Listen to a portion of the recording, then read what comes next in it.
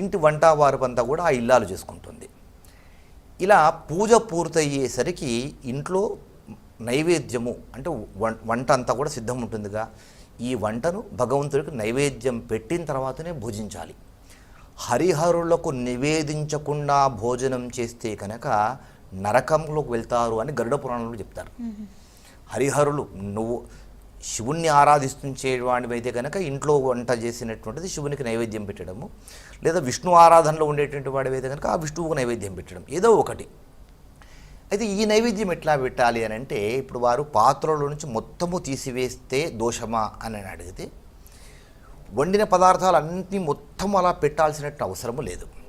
అయితే ప్రత్యేక సందర్భాల్లో ఇప్పుడు ఏదో వ్రతం చేసుకున్నారు, ఒక అభిషేకం చేసుకున్నారు, లేదా ఓ చండీ హోమం చేసుకున్నారు, అప్పుడు వంట చేశారు, లేదా కాస్త పాయసం చేశారు, రవ్వ కేసరి చేశారు.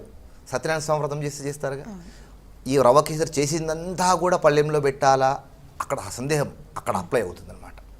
ఎట్లా పెట్టాలి అని అంటే, ఇప్పుడు ఇంట్లో నిత్యదేవతార్చన చేసే సమయంలో ఇంట్లో చేసినటువంటి పదార్థాలు ఏవైతే ఉంటాయో, నువ్వు భోజనం చేసే సమయంలో ఏ విధంగా అయితే వడ్డించుకుంటావో భగవంతుడికి అదే విధంగా వడ్డన చేయాలి.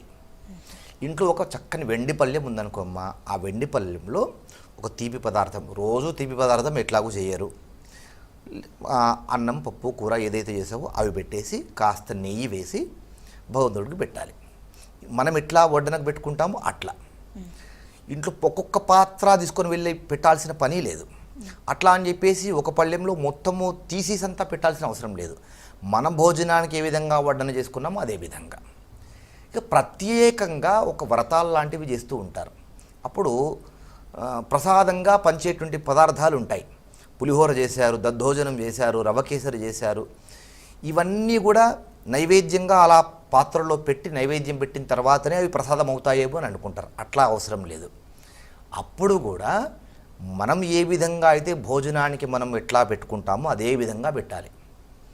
రవ్వ కేసరి చేశారు, కొంత భాగం అక్కడ పెట్టడం, చక్కెర పొంగలి చేశారు, కొంత భాగం పళ్ళెంలో పెట్టడము, పులిహోర చేశారు, కొంత భాగం పెట్టడం, ఇలా కొంత భాగం పెట్టి వాటిని నైవేద్యంగా సమర్పించాలి.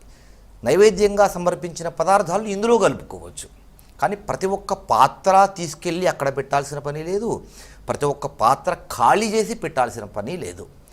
ప్రధానంగా గుర్తుంచుకోవాల్సింది ఏంటి, మనము భోజనం చేసేటువంటి సమయంలో మన పాత్రలో ఏ విధంగా వడ్డన చేసుకున్నామో భగవంతుని యొక్క పాత్రలో కూడా అదే విధంగా వడ్డన అనేటువంటిది ఉండాలి. అలానే